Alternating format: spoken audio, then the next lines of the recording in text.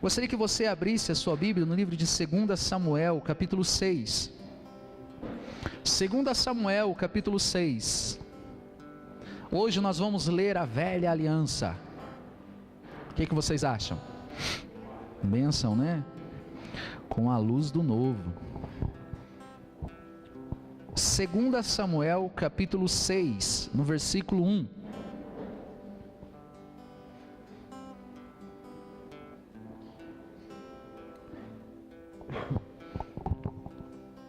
Eu não sei se você estava aqui quando começamos o culto. Nós tocamos num assunto, né? O que eu sinto de diferente quando a presença do Espírito Santo está? E eu não entender isso, eu falhar, né, nessa percepção, eu não vou saber se Ele estará comigo amanhã de manhã. Se Ele estará comigo até sexta-feira à noite, até sábado.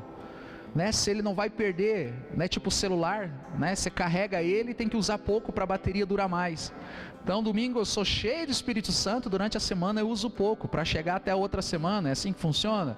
Mas na cabeça de algumas pessoas é assim, não é assim. Então eu preciso entender como é a manifestação do Espírito Santo, como é sentir a presença de Deus, né? Tem gente que acha que tem que chorar, outros tem que dar gargalhadas, outros tem que rolar.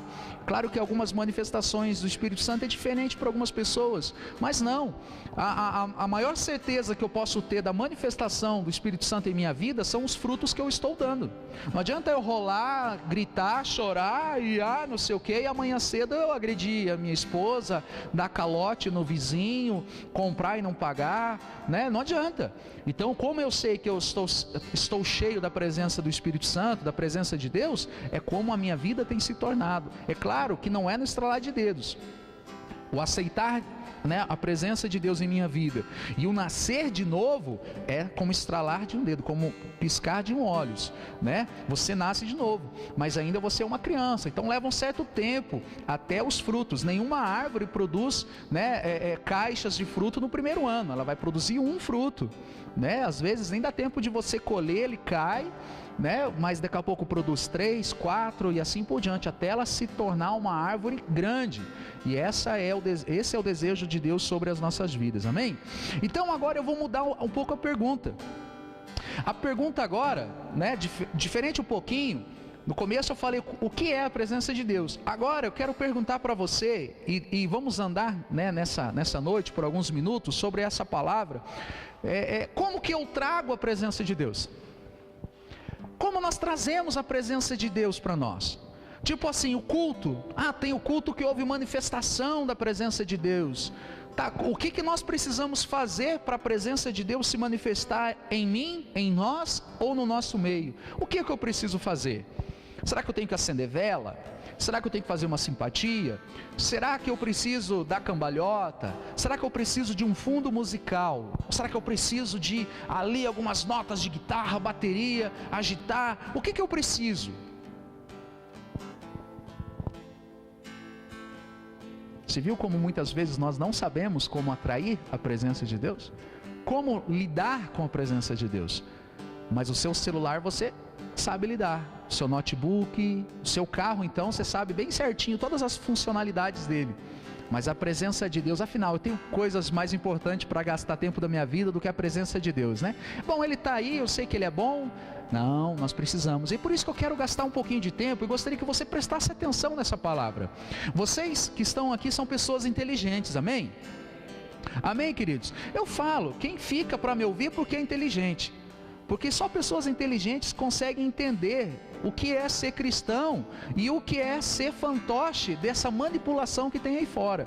E como eu vejo rostinhos que voltam e se renovam aqui, né, que voltam, né, não só apenas visitam, mas voltam mais vezes, eu vejo como vocês são inteligentes. Então eu gostaria de falar aqui sobre, né, um momento muito peculiar no Velho Testamento, que fala sobre o desejo de Davi de trazer a arca de novo para Israel.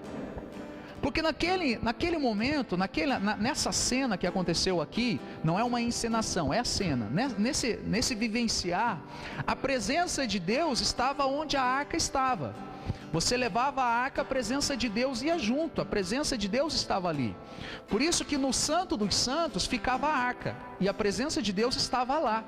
Amém, queridos? Eu gostaria que você prestasse um pouquinho de atenção, não se desvie. Fala para o irmão que está aí do lado: irmão, você me ama? Pergunta para ele, pergunta para o que está do outro lado: irmão, você me ama? Então agora fala assim: se você me ama, não converse comigo até o final do culto. Agora, se ele conversar com você, porque ele não te ama. É só uma pressão psicológica, né, queridos? É só uma coisa bem tranquila.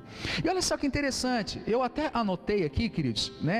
Davi, ele queria trazer de novo a presença de Deus. Porque quem vive sem a presença de Deus? Você consegue viver sem a presença de Deus? Só que aquele momento aonde, né, Davi, ele já foi colocado como rei. Lá atrás, quem já ouviu falar de o profeta Eli, sacerdote Eli? Ele tinha 2 filhos, Ofni e Finéias. E esses 2 filhos desse, eu nem sei se eu chamo ele de profeta, de sacerdote, porque a Bíblia diz que a presença de Deus era rara, era assim, muito rara, né? Porque ali não havia mais a presença de Deus. E aonde não há a presença de Deus, também não há correção. Se alegre se Deus tem te corrigido. Se há uma briga interior sobre a tua vida, né? Se há ali um tratar de Deus, se você está querendo vencer o pecado, e você está incomodado, e você não consegue vencer o pecado, e você, sabe, acredite, é a presença de Deus que não está compactuando com o pecado, e Ele está agitando você. Porque onde há a presença de Deus, há correção. Aonde não tem presença de Deus, não há correção, né? Por que você acha que há muitas seitas religiosas aí, que eles adoram demônios e Deus não faz explodir? Deus não explode, não faz pegar fogo. Certas vezes algumas coisas até acontecem. Por quê? Porque não tem presença. Se não tem presença, deixa deles. Mas por que muitas igrejas, muitos lugares, pessoas que você admirava, pessoas, homens de Deus, há correção? Porque Deus, Ele está limpando o corpo. Amém? E nessa cena, eu tenho que contar o contexto para você, que senão você não vai entender nada. Então presta atenção a essa história. O filho, né, os 2 filhos desse sacerdote, eles aprontavam tantas. E os filisteus se levantaram contra o povo de Israel. E eles tiveram uma brilhante ideia. Como muitos igrejolas por aí, porque eu não posso colocar no mesmo padrão de igreja de Jesus Cristo isso, que eles pegam alguma coisa e saem para a guerra. Que eles chegam lá com a cruz, eles chegam lá com a vela benta, eles chegam lá, jogam o sal bento. Eles tiveram uma brilhante ideia, que nunca ninguém teve.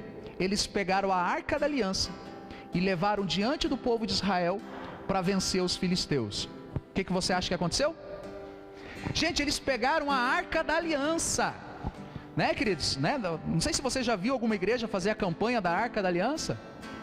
Alguém já viu? Toma cuidado, vai ler a Bíblia. Olha só que interessante, esses 2 filhos desse sacerdote, o homem de Deus em Israel, que já, né, há 2 cenas, ele começa dizendo assim: o profeta Eli estava sentado na coluna do templo sentado. Sabe, começa a história dele. Sabe como é que termina? E o sacerdote Eli caiu da cadeira e morreu. Assim começa e assim termina a história dele. Começa dizendo que ele estava sentado, e termina a história dele: caiu da cadeira e morreu. Não havia presença. E esses 2 filhos dele tiveram essa brilhante ideia: vamos pegar a arca da aliança, porque afinal, aonde está a arca da aliança, ali está a presença de Deus. Deus não vai deixar envergonhar o povo dele, vamos lá. E a Bíblia diz que além de eles perderem a guerra, pastor, perderam. Eles levaram a arca da aliança como um amuleto da sorte, como algo bento para vencer, e eles perderam. Então toma muito cuidado com o que você leva no seu coração como estratégia, que a tua estratégia seja o Espírito Santo, amém? E eles levaram a arca da aliança adiante, e além deles perder a batalha, ainda os filisteus levaram a arca embora. Eles roubaram a arca e levaram. E a Bíblia fala que os filisteus, eles colocaram diante, né, a arca da aliança, como era, né, de ouro por fora e de madeira por dentro, algo precioso, eles colocaram no templo do Deus deles, chamado Dagon. E eles colocaram a arca da aliança de frente à estátua do deus Dagon. A Bíblia fala que no dia seguinte, quando os sacerdotes do deus Dagon foram ver, a estátua do deus Dagon estava caída no chão, porque diante da presença de Deus, nem outro Deus pode ficar de pé. Amém, queridos? Essa é a história que está na sua Bíblia. Você pode ler ali 1 Samuel, o início de 2 Samuel, você vai ver isso. Aí, a Bíblia fala que os filisteus fizeram de novo. Eles levantaram a estátua, né, do deus Dagon, que estava diante da arca da aliança. No dia seguinte, a estátua caiu de novo e se despedaçou, seus braços, pernas, se despedaçou tudo, porque não pode nenhuma coisa, nada ficar diante da presença de Deus. Amém? E a história é essa, eu gostaria que você entendesse. E depois disso, né, queridos, era o reinado do rei Saul. Depois Saul foi deposto, né, foi, né, entregue o reino para Davi. E Davi um dia falou assim: como posso eu estar aqui sem a arca? Ninguém tinha se preocupado com a presença de Deus. É assim muitas vezes, queridos. É difícil, porque é tantas correrias que as pessoas acabam não se preocupando com a presença de Deus. Se tiver ar condicionado, se tiver luz, se tiver microfone sem fio, se tiver um pastor bonito que nem eu, não, estou brincando, você não está preocupado se tem a presença de Deus. Se tiver estacionamento, se tiver uma boa professora educada para cuidar das minhas crianças, a presença de Deus é relevante. Se tiver cadeiras almofadadas, para que presença de Deus? O importante é eu gostar do louvor, o importante é eu gostar do pastor, o importante é saber se o irmão que senta do meu lado, ele condiz com a minha intelectualidade. Olha que palavra difícil. As pessoas não estão preocupadas mais se ali tem a presença de Deus. Mas entrou um homem que tinha um coração segundo o coração de Deus, chamado Davi, e ele lembrou que a arca da aliança não estava ali. Só que nessa história, queridos, né, que eu contei a respeito do deus Dagon, os filisteus não quiseram ficar com a arca da aliança. E eles pensaram: como é que nós vamos fazer? Aí eles pegaram, né, um carro de bois que nunca tinha saído da cidade, e eles soltaram, para que eles não lembrassem de como voltava, e eles soltaram. E eles colocaram a arca da aliança no carro de bois, e o carro de boi foi direto para Israel. E a arca da aliança voltou de novo, mas ficou na casa de Abinadab. Ficou dentro da casa de Abinadab, um levita da casa do Senhor. E aqui há uma contradição teológica, né? Uns dizem que ficou 20 anos, outros dizem que ficou 60 anos. Eu particularmente acho que ficou 60 anos, porque a Bíblia fala que depois de 20 anos eles lembraram da arca, mas ainda não tinham ido buscar, que era no tempo de Saul. Saul reinou com 40 anos.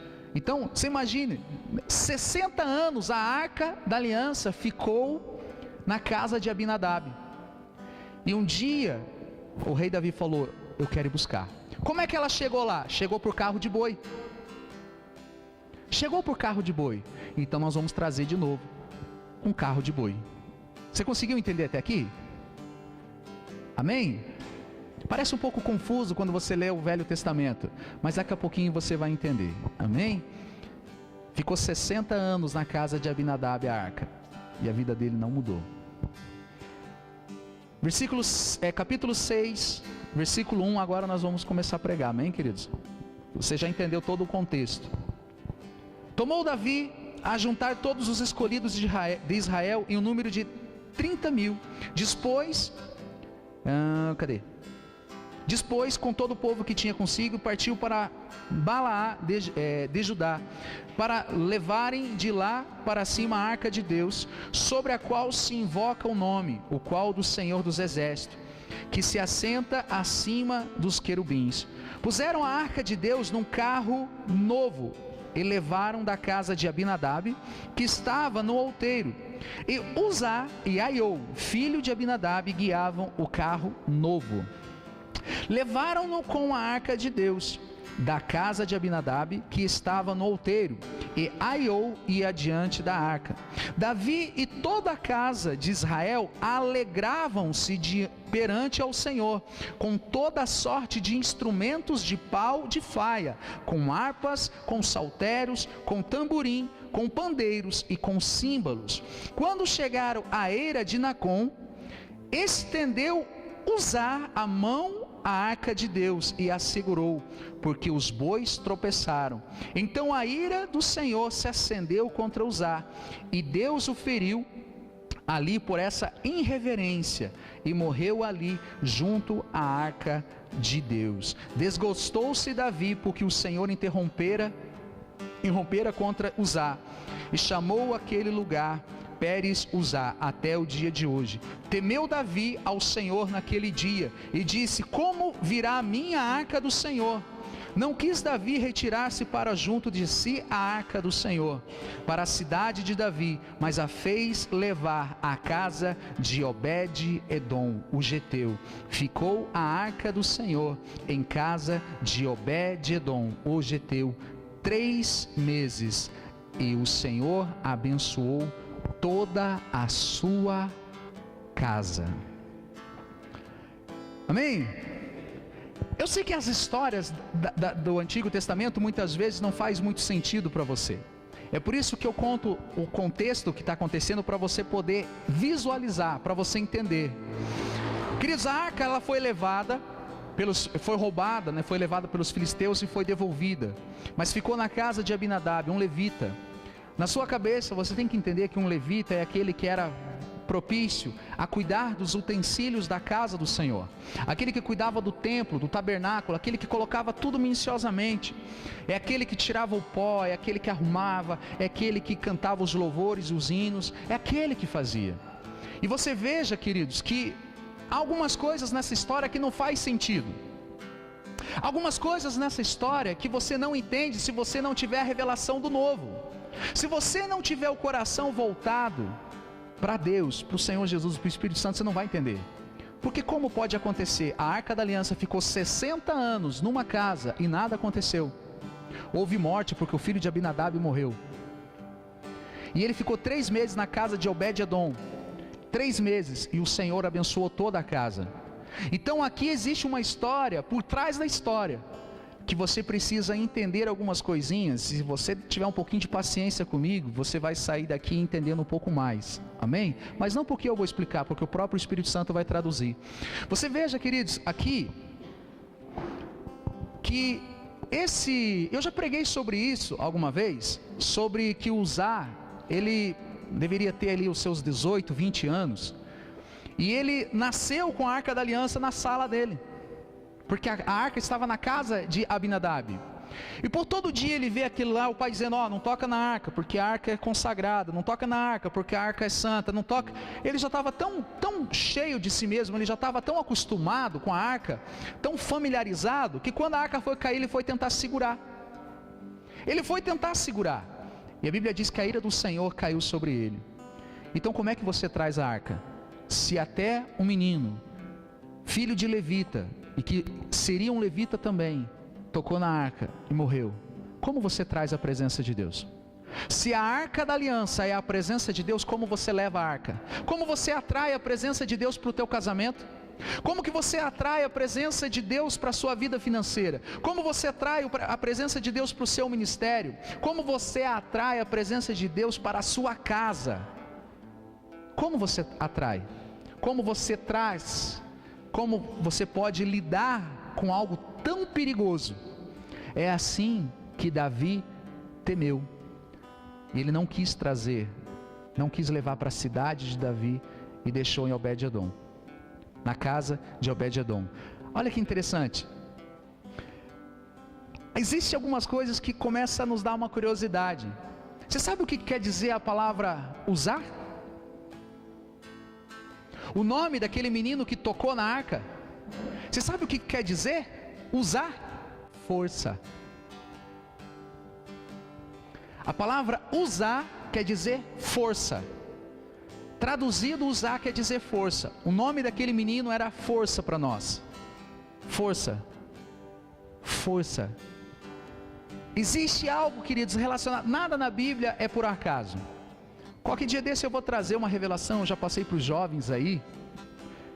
Se você for ver os nomes, desde Adão até Noé e até Jesus, você vai ver que os nomes, ele conta toda uma história só pela tradução dos nomes.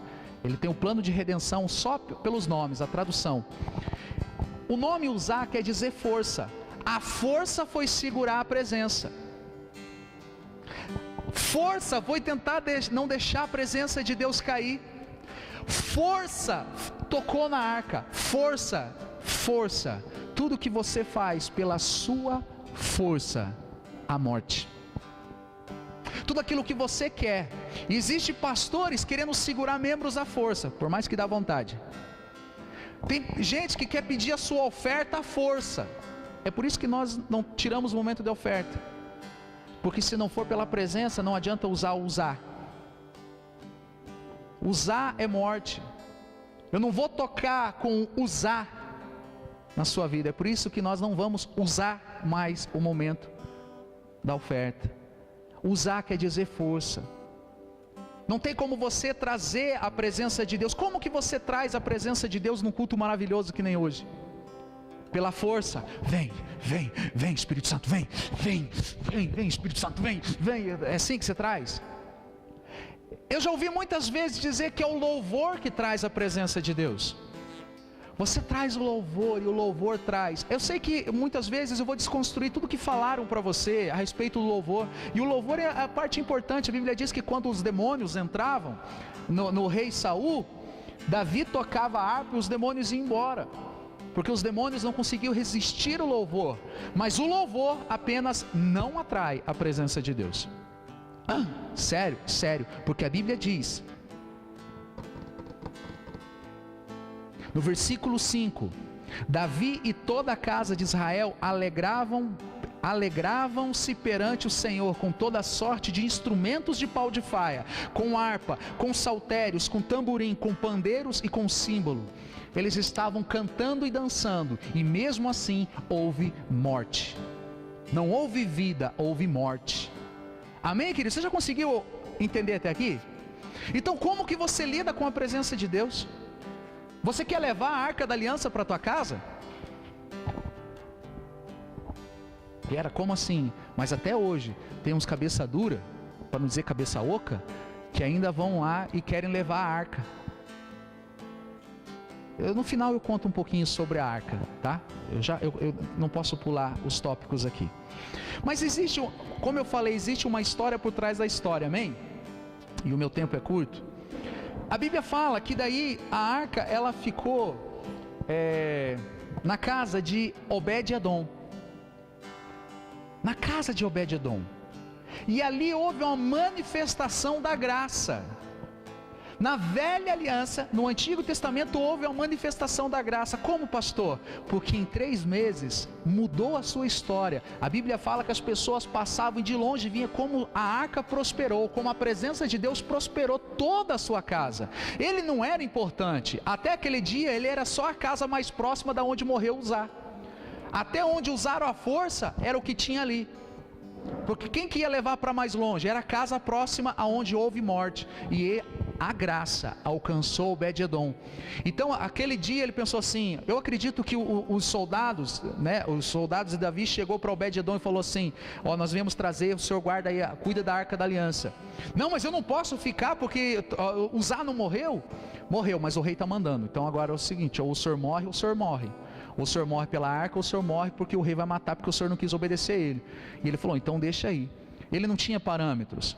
Só que olha que engraçado, queridos, a graça manifestou naquela casa tão grandemente que sem ele merecer, sem ele pedir, sem ele planejar. Ou você acha que Obed-Edom fez uma campanha na igreja ABC para que alguém morresse na frente dele com a arca da aliança e o rei confiasse deixar a arca? Você acha que o sonho de Obed-Edom é que a arca da aliança fosse para a casa dele? Você acha que em algum momento da vida dele ele pensou? Não, quando ele viu aconteceu, sem explicação. 3 meses depois, a sua casa estava próspera, rica, estava os sonhos acontecendo. Amém? Mas por quê? O que aconteceu? Qual que é a diferença de 3 meses Abinadab, Obed-Edom prosperou e 60 anos Abinadab não conquistou nada? Será que a arca da aliança não era carregada no carregador à noite? Talvez a arca da aliança ela tinha ali um carregador solar e não havia sol que carregava, por isso ela não tinha poder na casa de Abinadab. Pelo contrário, houve morte. O filho de Abinadab morreu, Uzá morreu, a força morreu. Alguém sabe me contar? Cri, cri. E olha que interessante, a Bíblia não conta por quê. Não há relatos porque desses 3 meses Obed-edom prosperou. Mas existe algo escondidinho ali. A Bíblia fala que é os mistérios de Deus. Nada é por acaso. Assim como o nome de Uzá não era por acaso, Obed-edom também não era por um acaso. Obed-edom, a tradução, tem o que é a chave para mim e para você nessa noite. E é onde nós vamos dar uns glória daqui a pouco. Você sabe por um acaso o que quer dizer Obed-edom? Não. Nós não ensaiamos isso, nós precisamos ensaiar, né? Para aparecer legal no vídeo lá. Você sabe o que quer dizer Obed-edom? Obed-edom. Obed quer dizer servo. Obed quer dizer servo. E Edom quer dizer vermelho. Mas aí existe, né, uma tradução, né, aí eu não vou gastar tempo nisso, que arremete a Adom e tal, Adão e Cadão, quer dizer sangue. Obed-edom, a tradução quer dizer servo do sangue. A força morreu, mas o servo do sangue, em 3 meses, mudou toda a sua casa. 3 meses. Amém? Houve uma mudança. E contaram para o rei. Falaram assim: rei, a casa do servo de sangue, porque era isso que o rei Davi ouvia. Nós escutamos Obed-edom. Mas eles contaram, rei Davi, lembra que a força morreu? A força morreu. A força serviu toda a sua vida à arca e a arca matou ele. A força não adiantou. Mas agora as pessoas estão falando que o servo do sangue está prosperando. O servo do sangue, a casa dele mudou a vida de todos. Queridos, o rei Davi fala: então vamos trazer para cá. Agora muda tudo, porque como que Davi quis trazer a presença? Igual os inimigos. Os inimigos roubaram e devolveram pelo cavalo, pelo carro de bois novo, carro novo de bois. E o rei Davi, a primeira vez, quis trazer igual aos outros, quis trazer igual às pessoas do mundo.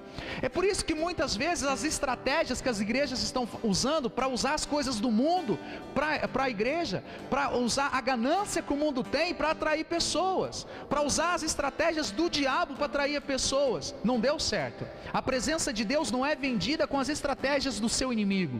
A presença de Deus, ela só manifesta se você foi um servo do sangue. Amém, queridos?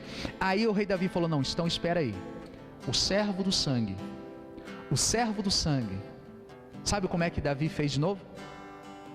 Agora fala o seguinte: separa os levitas, separa esses homens. Da onde estava a arca, da casa de Obed-edom, até a cidade de Davi, onde ele queria colocar a arca, dava 12 quilômetros. 12 quilômetros. 12.000 metros, amém? Concorda comigo? 12 quilômetros. Eu acho que o vídeo talvez não vai pegar lá, mas eu vou tentar fazer.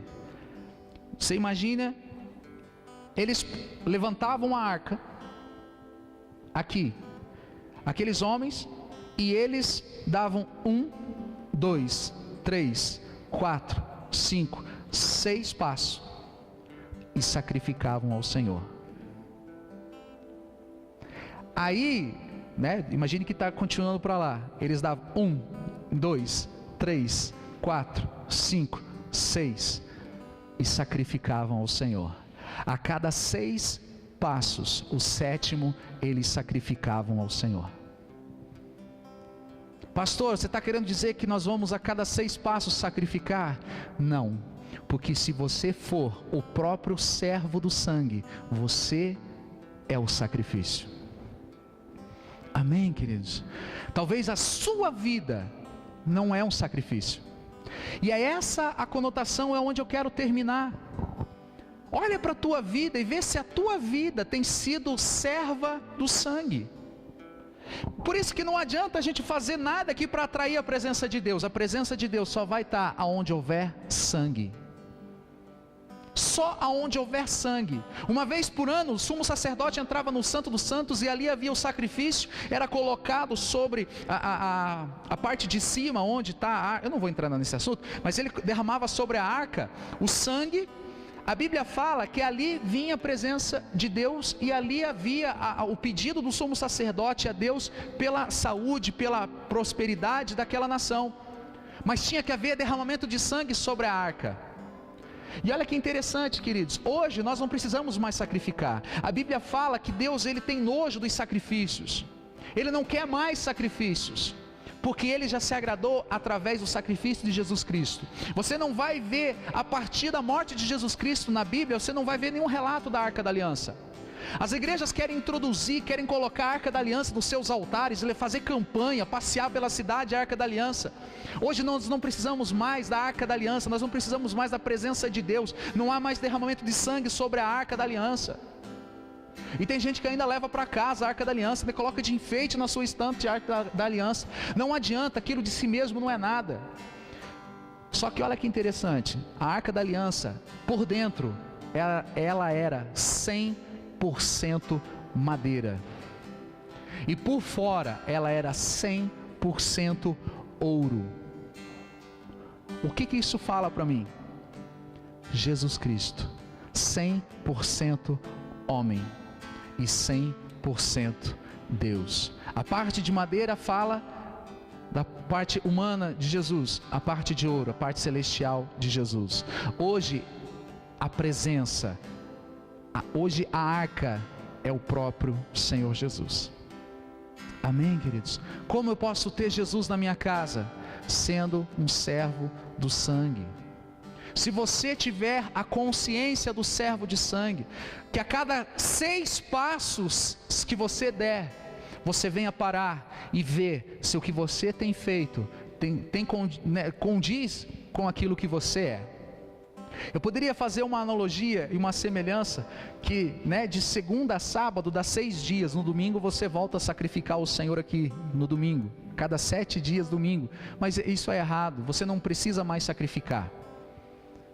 Se a sua vida for um sacrifício vivo, a tua vida, ela tem sido serva do sangue? Olha para as tuas finanças, olha para o teu casamento, olha para os teus filhos, olha para a tua saúde. Você tem gasto a tua saúde, a sua disposição para o reino? Você tem gasto as suas 24 horas do dia? Você tem sido servo do sangue? Você tem pegado, dedicado, o que mais eu posso colocar aqui? Ou você tem corrido atrás do vento? Seja um servo do sangue, e a presença de Deus vai estar com você. Amém? Como é que o Obed-Edom explica? Imagine Obed-Edom dando uma entrevista para o Jornal Nacional. Aí vem aquela musiquinha, o plantão, do Jornal Nacional lá. Interrompemos a nossa programação, normal, para uma entrevista com Obed-Edom. Ele estará trazendo para nós uma novidade nova. Como é que faz para prosperar? Porque em 3 meses, surpreendentemente, porque Abinadab ficou 60 anos, não aconteceu nada, e ele mudou. Como ele daria a entrevista? Obed-Edom ia dizer o seguinte: eu não sei como eu sei, só sei que eu sei, quando eu estava ali, e quando fui. E quando estava, e daí estava, e parecia que foi, e quando acabou indo, fundo. Não sabe explicar. As pessoas olham para a tua vida e se conseguir explicar, ainda é Abinadab a tua vida. Abinadab, ele era um levita, ele sabia explicar totalmente o ritual que ele fazia, mediante a Arca da Aliança. Existiam suas orações, existia todo aquele ritual. Abinadab estava ali com toda sorte de lei Abinadab fala da velha aliança. Abinadab fala da lei sobre a vida. Lei não traz vida, lei traz a morte, diz a Bíblia. O ministério da morte cravado em pedras, isso é a lei. Não existe outra coisa que foi cravada em pedras senão a lei, queridos. A lei traz morte, a lei traz a força, porque eu consigo fazer, porque eu faço, porque eu vivo. Usar morreu. Talvez até o dia de hoje você tenha tentado ganhar a sua vida à força. Você tem tentado ganhar e conquistar o teu casamento à força. Você tem tentado ganhar o reconhecimento na cidade, na tua família, sei lá onde, até ministerialmente falando, à força. Mas tudo que é de força, a morte, e não há prosperidade. Mas se você for um servo de sangue, se você for um Obed-Edom, talvez você não vai ter muito o que contar. Pelo contrário, as pessoas iam até nem... Fala a verdade. Imagine que Obed-Edom em 3 meses, você acha que alguém foi visitar Obed-Edom nesses 3 meses? Fala a verdade, querido. Você acha que alguém foi visitar Obed-Edom nesses 3 meses? E o medo de morrer? E o medo de chegar perto da arca, da casa onde está a arca e morrer? Muitas vezes, querido, pessoas nem vão ver, nem vão te visitar. Mas se você for um verdadeiro servo do sangue, parar de usar a tua força, as tuas estratégias e simplesmente esforçar. Eu sei que pode parecer algo surpreendente isso à tua mente humana, mas se você esforçar em descansar no Senhor, você vai ver que a tua vida começa a mudar. Apenas se preocupe em ser um servo do sangue. Amém? Assim você vai atrair a presença do Senhor Jesus. Ele é a nossa arca, né? Não vamos escrever a Bíblia, em momento algum está escrito isso na Bíblia. Nós não precisamos acrescentar também. Mas Ele é o sacrifício vivo em nós. Então você quer que a tua vida prospere? Seja um servo. Você quer que a tua família prospere? Seja um servo do sangue de Jesus. Isso vai trazer alegria? Não, né? Para terminar, queridos, eu coloquei aqui alguns tópicos e eu não consigo fazer. Eu acho tão legal quando as pessoas fazem o esboço e seguem ele, mas eu não, infelizmente eu não consigo seguir. Mas a palavra servo, quem aqui é servo do Senhor? Fala a verdade, quem é servo do Senhor? Pastor, eu não sou, mas eu quero ser. Levanta a mão assim. Você sabe o que quer dizer a palavra servo? Eu não sou mais escravo do medo. Eu vou parar de cantar porque depois eu assisto em casa, o vídeo fica muito feio. Mas olha só que interessante, queridos. A palavra servo quer dizer escravo. Só que a Bíblia é tão bonita que quando ela diz, eu não sou mais escravo do diabo, eu não sou mais escravo do pecado, e ela coloca, agora eu sou servo do Senhor, servo de Jesus, servo do Espírito Santo, servo da igreja, servo. Só que a palavra servo é a mesma tradução do que escravo. Então hoje eu não sou mais escravo do diabo, mas eu continuo sendo escravo de Deus. Então a tradução de servo de sangue é escravo de sangue. Então hoje eu sou um escravo do sangue de Jesus. Mas fala a verdade, quem que vai ser escravo de sangue? Quem que fica num culto, quem que fica numa denominação que o pastor fala, irmão, quem quer aceitar que ser escravo do sangue?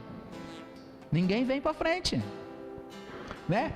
Mas eles falam, quem quer aceitar o Senhor Jesus, a tua vida vai mudar, estará por cima e não por baixo, será cabeça e não cauda, você vai ser empresário, nunca mais vai ser empregado, todo mundo vem. Mas isso é um erro. Isso não é bíblico, isso é ganância por ganância. Mas sabe, se você quiser mudar a tua vida tem que ser escrava do sangue.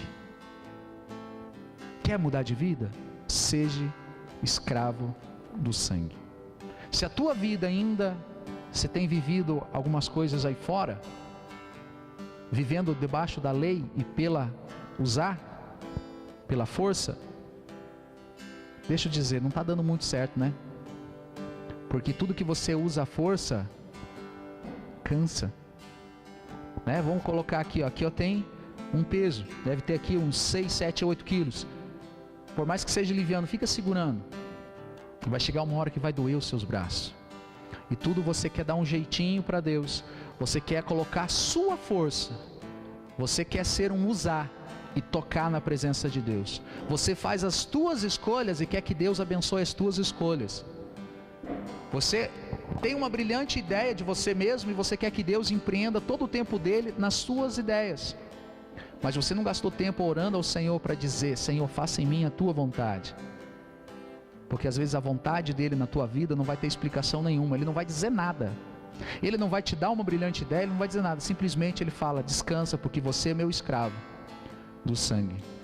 Mas do nada você vai ver que nada vai faltar, teu casamento vai restaurar, teus filhos serão como o arrebento da oliveira, diz a Bíblia. Você vai ter saúde, você vai ter prosperidade, você vai ter o melhor. Por quê? Porque a presença de Deus está na tua casa. Amém, queridos? Como que nós vamos ter a presença de Deus nos nossos cultos? Sendo servo do sangue, tendo a consciência disso. Eu sou servo do sangue. Aquele sangue que escorreu na cruz, eu sou servo dele. Amém?